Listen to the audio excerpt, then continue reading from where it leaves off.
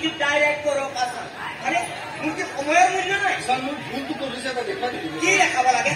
লাগে ভুল কুত্তা দেখাবৰ বাবে মোৰ তাত টাইম নাই ৰেডিমেড মাল লাগে ৰেডিমেড নাম্বাৰ 1 মিউজিক ডাইৰেক্ট কৰক আছা স্যাৰ আপনি গানটো নিজে গাই দেখাই দিয়ক স্যাৰ মই আকৌ এবাৰ চেষ্টা কৰিম মই গান গাব লাগে এই মোহন পৰাই গান গাব লাগে বাবা বাগানগা সিংগাৰে মোৰ ভৰি চালি কিটাকে মোৰ তলত কাম কৰিবৰ বাবে আৰু তোৰ দৰে ফকতীয়া কৈ দিলি মই গান গাব লাগে স্যাৰ মই ফকতীয়া নহয় দুই তিনিখন মিউজিক কলেজত ডিগ্ৰী আছে মোৰ কেইবাজনো গুৰু স্যাৰ ক্লাছিকেল লিখিছো লোকসংগীত লিখিছো স্যাৰ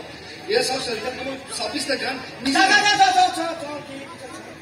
সৰুৰ পৰা কেৱল এই কামটোকে কৰিছো বহু গালি শুনি শুনিছো তথাপিও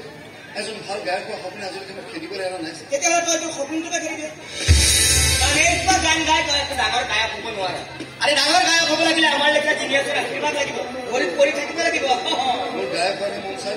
কাৰোবাৰ চামচা হোৱাৰ ইচ্ছা নাই আৰে চামচা হ'ব লাগিব ৰে বাবা চামচা হ'ব লাগিব চামচা নহ'লে যে উন্নতি নিজৰ খোৱাডালত পাই বগাব নোৱাৰিবি মই জখলা বগাব নিবিচাৰো মই কেৱল এটা সুযোগ বিচাৰো মোৰ প্ৰতিভাখিনি ৰাইজক দেখুৱাব বিচাৰো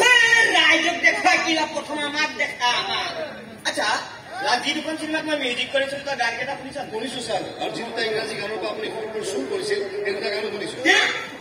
বহুত কষ্ট কৰি বহুত সময় নষ্ট কৰি আপোনাৰ গান শুনিবলগীয়া হৈছে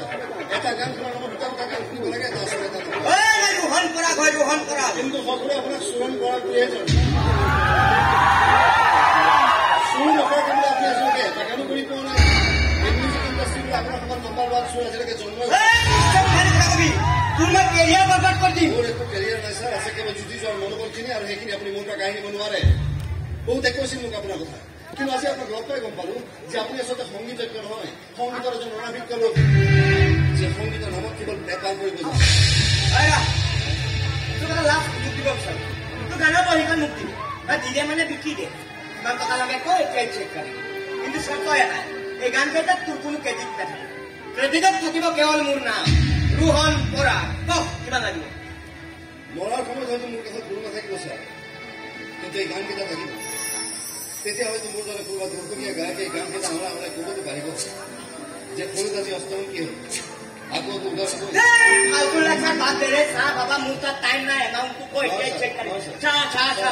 চাহ বাবা ইমান দয়ালু মানুহ ঘৰত পাবিনে আনি চেক কাটি ভিক্ষা দিব কৈছিল চোৰ কৰাক চুৰ কৰি আছ চুৰ কৰি থাক ডকাইতি কৰিবলৈ নাহিবি নহ'লে তোৰ ষ্টুডিঅ'ত তোকে বজাই থৈ যাম মই মানুহটো ডান্সো বনাব পাৰি আৰু মোৰে বহিলৈকে তেওঁলোকে পথালি কৰিলে গীটাৰো বজাব পাৰি আৰু নহ'লে তোৰ মূৰটো ফালিটো বেলা বনাব পাৰি আহি যাতে মই খাবা তুলি খাব নালাগে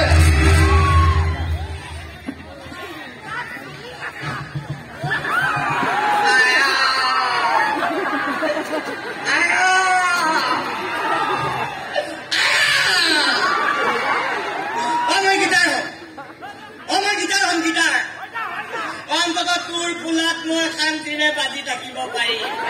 মই গীটাৰ তই এই গুণ্ডাবোৰক গান গাবলৈ কিয় মাতিয়া নহয় কি মোক বাদ্যযন্ত্ৰকাৰী বজাম বুলি কৈছে আপুনি গান গোৱাতকে বাজি থকাই ভাল হ'ব ছাৰ অন্ততঃ মই কান্দুখনে অলপ শান্তি পাম